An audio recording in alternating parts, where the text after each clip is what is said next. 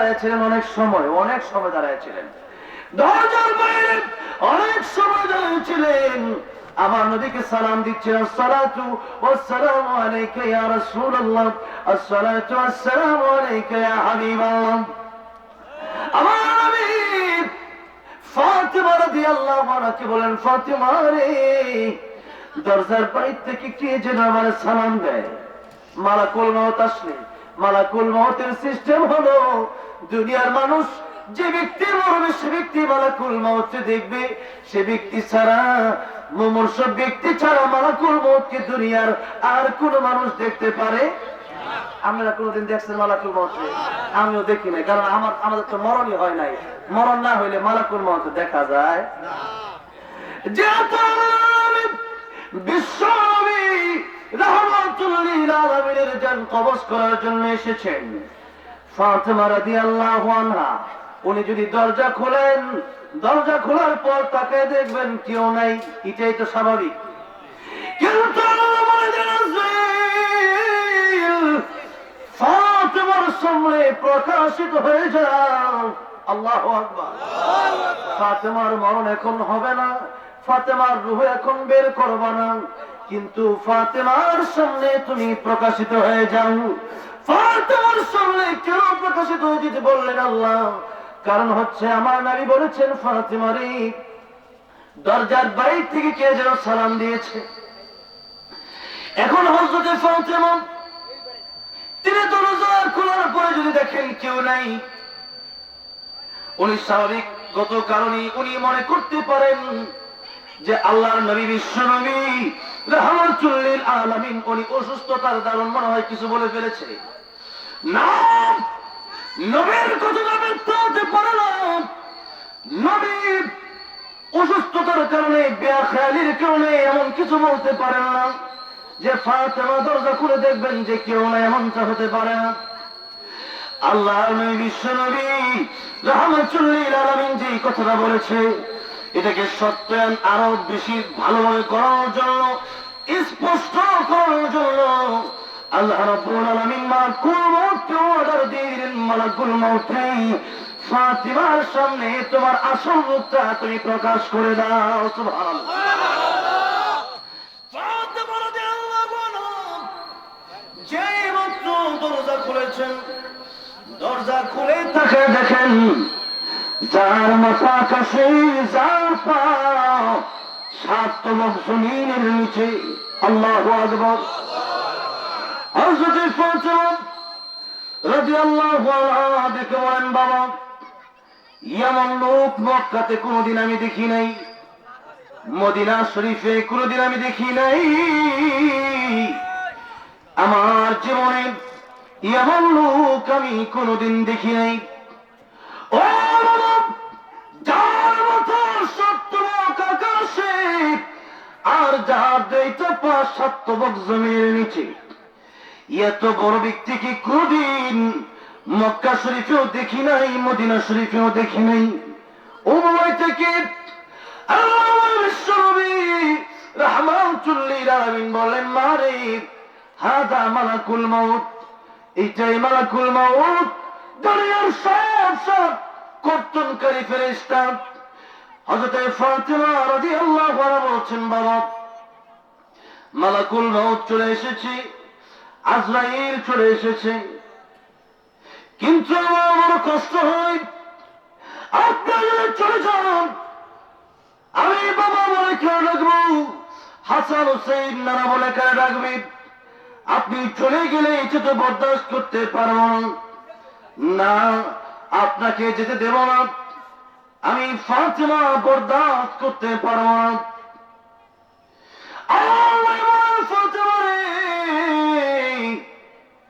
মালাকুল মউত পৃথিবীর মানুষের জান যখন কবজ করি, পৃথিবীর মানুষের কাছ থেকে অনুমতি নেওয়ার প্রয়োজন হয় না, পারমিশন নেওয়ার প্রয়োজন হয় না,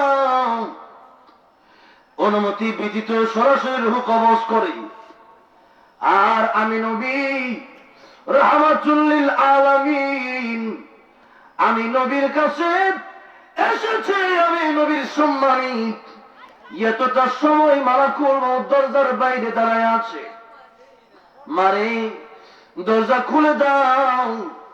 দরজা খুলে মালাকুল মউতকে বলো, আল্লাহ বিশ্বনবী আপনাকে ঢোকার জন্য পারমিশন দিয়ে দিয়েছেন। সুবহানাল্লাহ, পারমিশন দিয়ে দিয়েছে। যে পারমিশন দিয়ে দিয়েছে, এমনি মালাকুল মউত প্রবেশ করল, নবীকে সালাম দিল।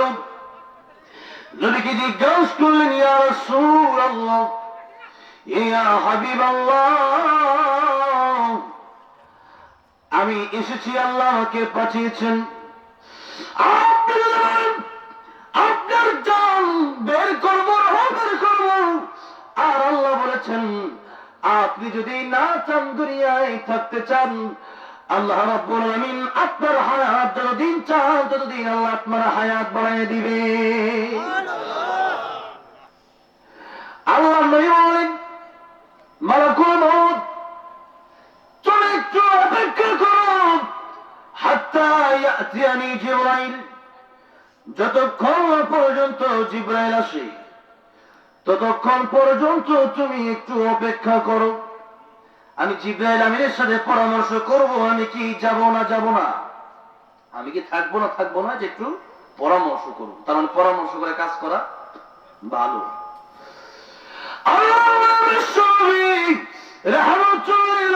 যেই মাত্র জিবরাইল আমিনকে খুঁজলেন, সাথে সাথে নবীর ঘরে জিবরাইল আমিন হাজির হয়ে গেছে। জিবরাইল আমিন বললেন, ইয়া রাসূলুল্লাহ, আমি এসেছি, মালাকুল মউত এসেছি। নবী বললেন, জিবরাইল, তোমার সাথে আমার কথোপকথন হয়, তোমার সাথে আমি পরামর্শ করতে চাই। আমি কি এখনই চলে যাব নাকি দুনিয়াতে আরো থাকবো? জিবরাইল একটি আয়াত কোরআন শরীফের একটি আয়াত তেলাওয়াত করে শোনায় দিলেন, ইন্নাকা মাইতুন ওয়া ইন্নাহুম মাইতুন। ওগো নবীজি, আপনাকেও যেতে হবে, আপনাকেও মরতে হবে, আর আপনার দুশমন যারা তাদেরও যেতে হবে। এই দুনিয়ায় মুমিন কাফের সবারই চলে যেতে হবে। কুল্লু মান আলাইহা ফান ওয়া ইয়াবকা ওয়াজহু রাব্বিকা যুল জালালি ওয়াল ইকরাম। আল্লাহ ছাড়া পৃথিবীতে কেউ থাকতে পারবে? নবীকে যে মাত্র আয়াত তেলাওয়াত করে শোনাচ্ছে, নবী কাঁদতেছে, কান্না শুরু করলেন।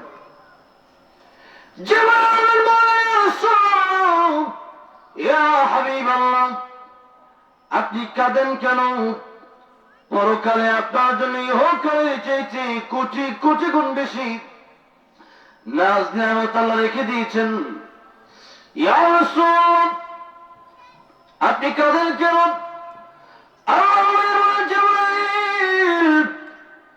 আমি চলে যাব, চলে কাঁদে না। ইয়া রাসূলুল্লাহ, তাহলে কি আপনি আয়েশা, ফাতিমা, হাসান, হুসাইনের জন্য কাঁদেন?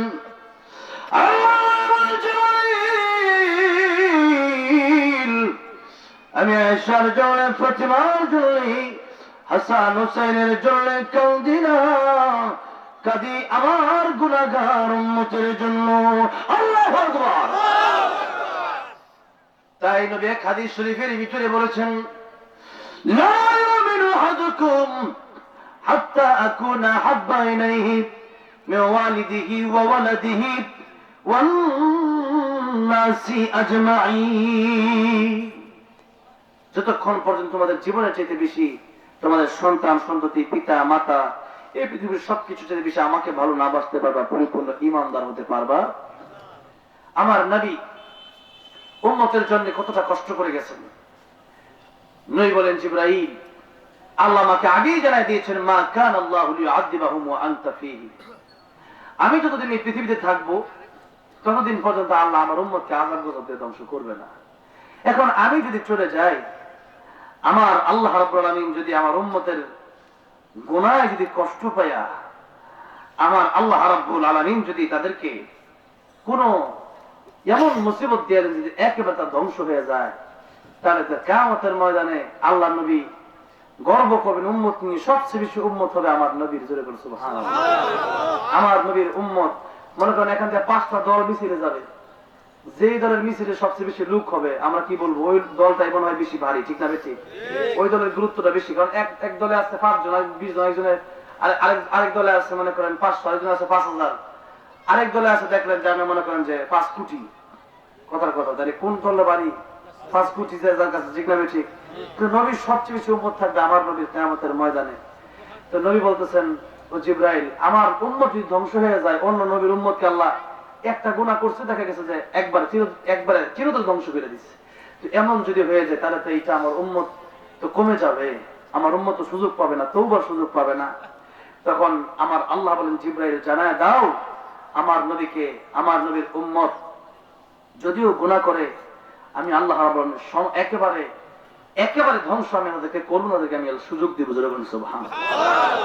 আজকে নবীর দোয়ার কারণে, নবীর দোয়ার কারণে আজকে আমরা এই পর্যন্ত টিকে আছি। নাহলে আমাদের যে গুনাহ খাতা, আমরা প্রতিনিয়ত আমরা যেই পরিমাণ গুনাহ করি, আমাদের বেঁচে থাকার কোন সিস্টেম ছিল না। তারপরেও আল্লাহ দুনিয়াতে কিছু বালা মুসিবত আমাদেরকে দিয়ে থাকেন, ভূমিকম্প, ঘূর্ণিঝড়, এরপরে দেখা গেছে যে বিভিন্ন সময় টর্নেডো, এক এক সময় এক একটা ভূমিকম্প, করোনা মহামারী, এটাও একটা দেখা গেছে যে এটাও একটা মহামারী, যেটা এটাও একটা বালা মুসিবত। সেই জন্য এই বালা মুসিবত গুলো মাঝে মধ্যে আসে যাতে করে আমরা ঠিক হয়ে যাই, যাতে করে আমরা কি হয়ে যাই, যাতে করে আমরা ঠিক হয়ে যাই। যদি এখনই ঠিক হয়ে যেতে পারি তাহলে আমাদের সামনের দিন সুন্দর। এখন যদি তওবা করতে পারি, নবী বলেন আত-তাইবু মিনাজ যামবি কামান লা যামবালা, যে ব্যক্তি তওবা করলো সে ব্যক্তি এমন নিষ্পাপ হয়ে গেল, জীবনে যেন সে ব্যক্তি কোনো গুনাহ করলো না। জোরে কোন সুবহানাল্লাহ। এই জন্য আজকের মাহফিলটা যেটা আমরা আসছি, আমরা একটু তওবা করে বাড়ি যেতে রাজি আছি না ইনশাআল্লাহ? 12টা প্রায় বেজে গেছে। গজল আমি গাইব ইনশাআল্লাহ, তবে একটু মোট সার সংক্ষেপ মোট কথাগুলো একটু বলি, ঠিক না বেশি? যেহেতু তাফসীরুল কোরআন মাহফিল, একটু আলোচনা আগে করি। আর আমরা আয়াতের দিকে যাইতে পারি না আসলে, মানে যাবো এখন, আর আধা ঘন্টা সময় দেওয়া যাবে তো ইনশাআল্লাহ? আমি একেবারে সংক্ষিপ্ত ভাবে আমি শেষ করতে চাই। আমি তো মারহাবা, যেরকম মারহাবা, আল্লাহ কবুল করেন, যেরকম আমিন। আলহামদুলিল্লাহ। ময়মনসিংহ এই তো কয়েকদিন আগে, এখনো যে নাই, আগে তো এক সময় ময়মনসিংহ মাহফিলে আসতাম, যখন আমার বাড়ি তো শ্রীপুর বর্মিতে, আমার বাড়ির কাছেই গফরগাঁও, যখন আসতাম বলতো ঘুমায় থাকেন।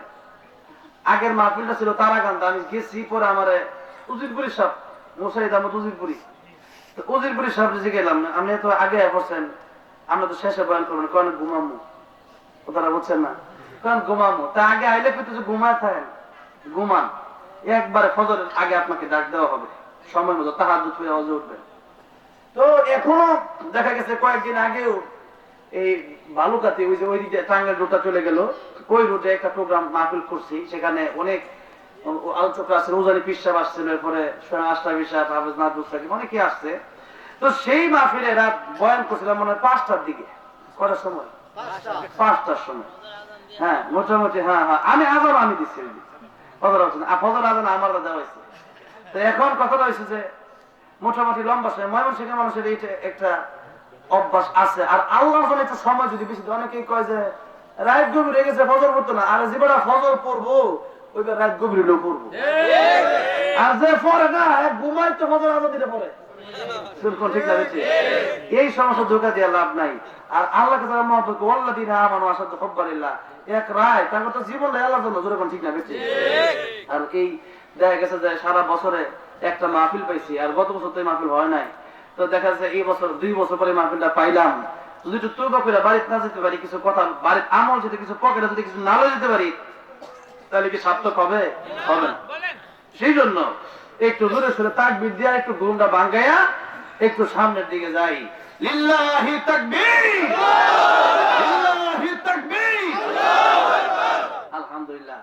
তো আল্লাহর নবীর কাছে মালাকুল মউত যখন আসছে, অনুমতি নিছিল কিনা? অনেক লম্বা কথা, সেদিকে আজকে যাব না। অনুমতি দিয়েছে, তবে আল্লাহ নবী বলতেছেন এরপরেও আমি নবী নামাজ পড়ে ডাইন দিকে সালাম ফিরাইয়া বাম দিকে সালাম ফিরাতে পারবো, এতটুকু গ্যারান্টি আমি দিতে পারি না। এখন দেখেন আল্লাহ নবী উম্মতের জন্য দোয়া করে গেছেন যে আল্লাহ আমার উম্মতকে তুমি আযাব থেকে গজব থেকে তুমি আমার উম্মতকে হেফাজত করো। এরপরও কোরআন শরীফের একখানা আয়াতে কারিমা আপনাদের সামনে এমন একখানা আয়াতে কারিমা তেলাওয়াত করছি যে আয়াতে আল্লাহ বলতেছেন তোমাদেরকে মাঝে মধ্যে আমি আযাব গজব দেই, মাঝে মধ্যে আযাব গজব দেই।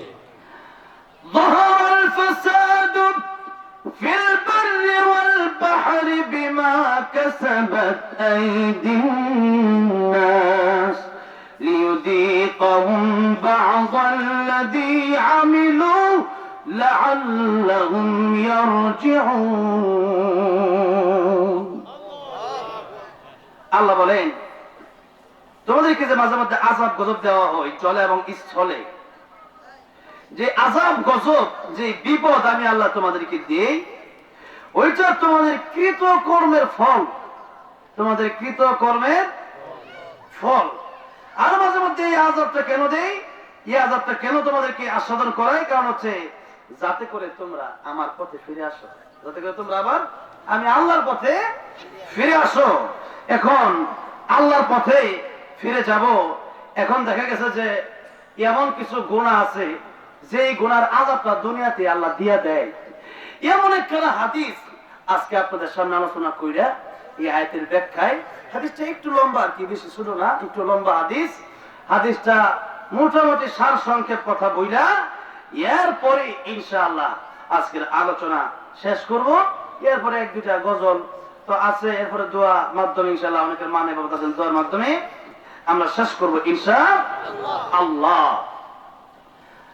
দুনিয়াতে অনেক গুনাহ নিষেধ, অনেক গুনার নিষেধ নবীজি করে গেছেন, অনেক কবিরা গুনার নিষেধ নবীজি করে গেছেন, যেগুলার শাস্তি জাহান্নামে হবে, কিয়ামতের ময়দানে হবে।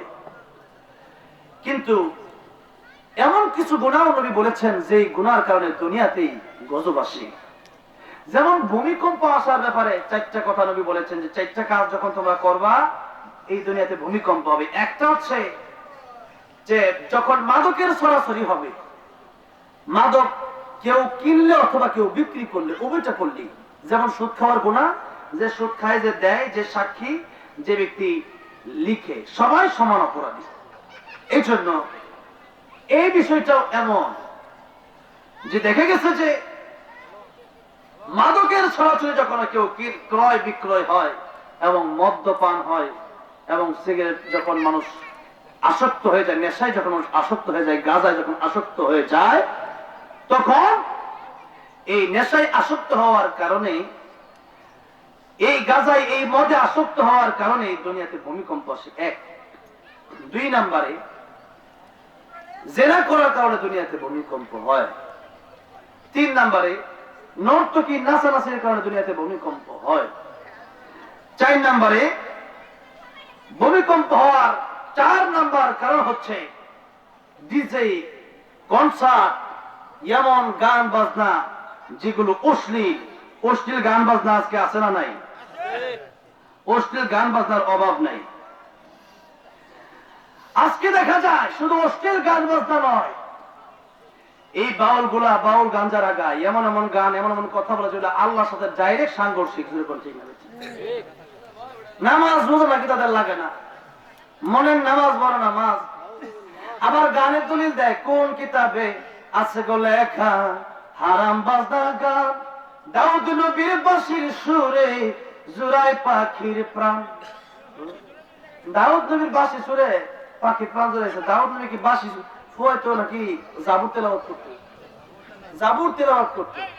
আর তারা কয় যে কোন কিতাবে আছে গো লেখা হারাম বাজনা গান। সূরা লুকমান 6 নম্বর আয়াত, ওয়া মিনান নাসি মান ইয়াশতারি লাহওয়াল হাদিস লিয়ুদিল্লা আন সাবিলিল্লাহি বিগাইরি ইলম ওয়া ইয়াত্তাখিযহু। 6 নম্বর আয়াতের মাধ্যমে আল্লাহ এই সমস্ত গান বাজনা হারাম করেছেন।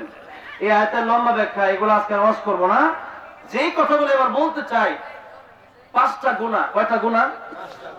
5টা গুনাহ যদি কেউ দুনিয়াতে করে তার আখিরাতে তো শাস্তি হবেই। যদি সে ঠিক না হয় তার নগদ শাস্তি দুনিয়াতেই ডাইরেক্ট শাস্তি আল্লাহ দিয়ে দিবে। দুনিয়াতে সে নগদ সে শাস্তিগুলা পেয়ে যাবে। তাহলে এমন গুনাহ থেকে বাঁচা দরকার না? একটা হলো যে এমন গুনাহ যে গুনাহ কারণে পরকালে শাস্তি হবে, আরেকটা হলো পরকালে তো হবেই, দুনিয়াতেও বড় বড় শাস্তি আল্লাহ দিবেন। এমন 5টা গুনাহ আজকে আপনাদের সামনে বলবো, শুনতে রাজি আছেন? এই গুনাহগুলো আমরা শুনে এই গুনাহ থেকে আমরা বাঁচার জন্য চেষ্টা করব ইনশাআল্লাহ। ইবনে মাজাহ শরীফের riwayate আব্দুল্লাহ ইবনে ওমর রাদিয়াল্লাহু আনহু থেকে বর্ণিত, তিনি বলেন আকবালা আলাইনা রাসূলুল্লাহ সাল্লাল্লাহু আলাইহি ওয়াসাল্লাম, রাসূলুল্লাহ সাল্লাল্লাহু আলাইহি ওয়াসাল্লাম